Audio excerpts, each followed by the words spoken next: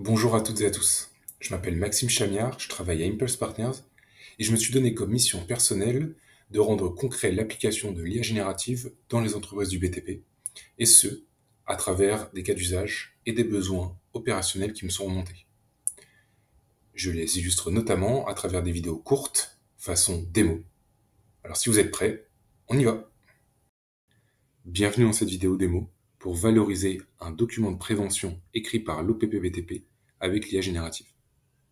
Alors nous allons utiliser un outil gratuit de Google qui s'appelle NotebookLM, et dans cette vidéo on va voir trois cas d'usage. Le premier, c'est comment questionner un document de ce type en ayant directement accès aux sources de l'information, c'est-à-dire les paragraphes ou les pages dans le document.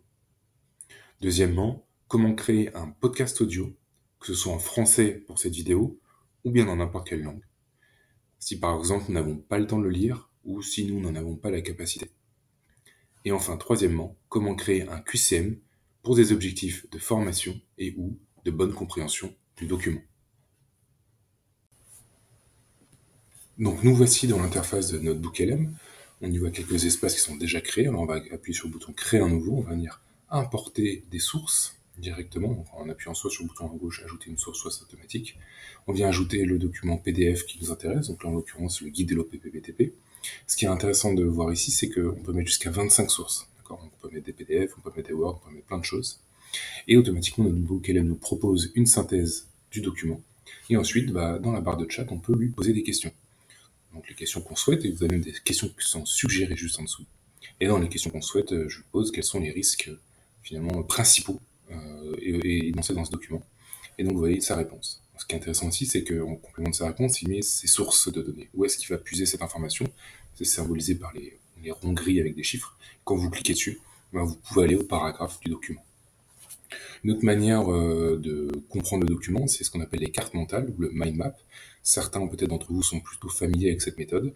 Donc vous cliquez sur le bouton carte mentale et ça va vous proposer justement une compréhension du document façon carte mentale directement.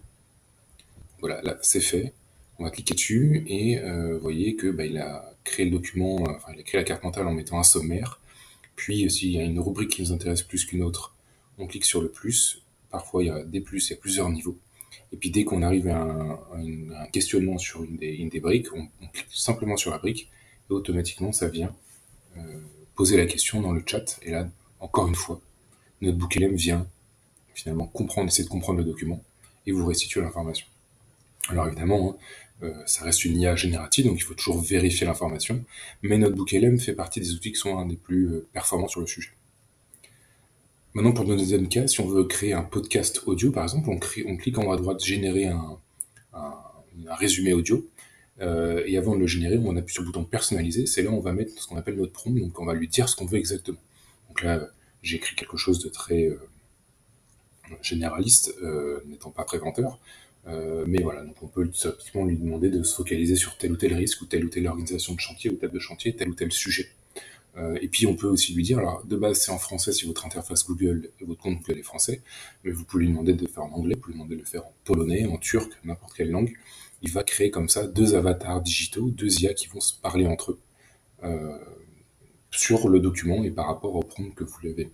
Donc c'est quelque chose qui va durer quelques minutes quand même. Donc ce que je vous propose c'est de passer au troisième cas qui est plutôt ce qu'on appelle le guide d'études qui est écrit comme ça sur NotebookLM. C'est le fameux QCM. Donc on clique sur le bouton guide d'études en bas à droite. Et vous voyez que ça vient, encore une fois, générer, quand on va prendre un petit peu de temps, mais nous générer des questions, une dizaine de questions, les réponses qui sont associées.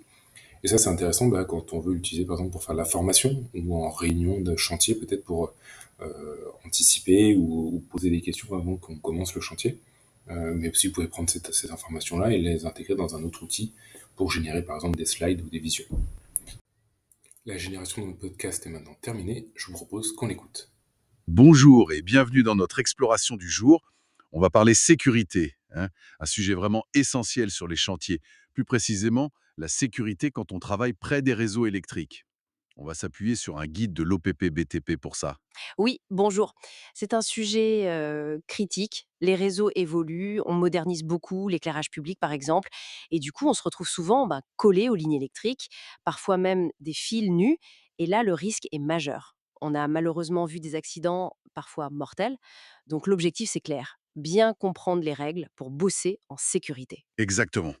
Notre idée, c'est de décortiquer ce guide ensemble pour en sortir les infos vraiment pratiques, celles qu'on peut appliquer direct sur le terrain.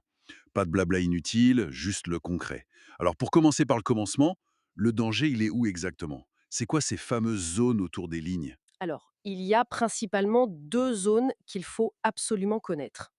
La plus critique, c'est la zone de voisinage. Là, interdiction formelle d'y entrer ou même d'approcher un outil, une nacelle, quoi, si la ligne n'est pas coupée.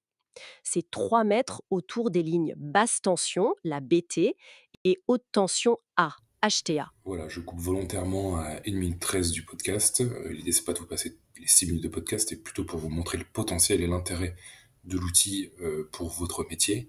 Euh, Moi, un de mes cas d'usage qui m'avait été remonté, c'est un préventeur qui souhaitait diffuser le guide de manière un peu différente et aussi de permettre à des gens qui n'ont pas forcément le temps de le lire ou qui n'ont pas la capacité de le lire, en amont du chantier, en arrivant sur le chantier, d'avoir déjà un certain nombre d'informations qui sont de toute façon redites au moment du chantier.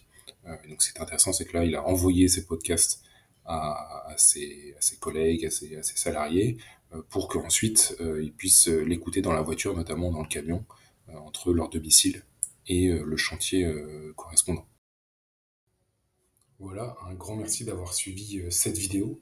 J'espère qu'elle vous a intéressé, qu'elle vous a donné envie d'utiliser l'outil, soit pour ce cas d'usage, soit pour d'autres cas d'usage, puisque en effet, on peut évidemment mettre par exemple des CCTP aussi quand on veut analyser des appels d'offres pour questionner des documents. On peut y mettre un certain nombre de sources pour réglementaires, par exemple, techniques. Moi, je sais que j'ai utilisé personnellement pour faire une étude de marché sur la construction bois en France. Je suis allé chercher de l'information et des sources, des PDF notamment, euh, avec un autre outil qui s'appelle Perplexity, un autre outil d'IA générative. Et donc, ça m'a permis de questionner les documents, de me générer un podcast et d'avoir une pré-étude de marché, en tout cas, pour ce sujet-là. Donc, j'imagine que vous allez avoir plein d'idées. En tout cas, j'espère que vous allez avoir plein d'idées et plein de cas d'usage derrière.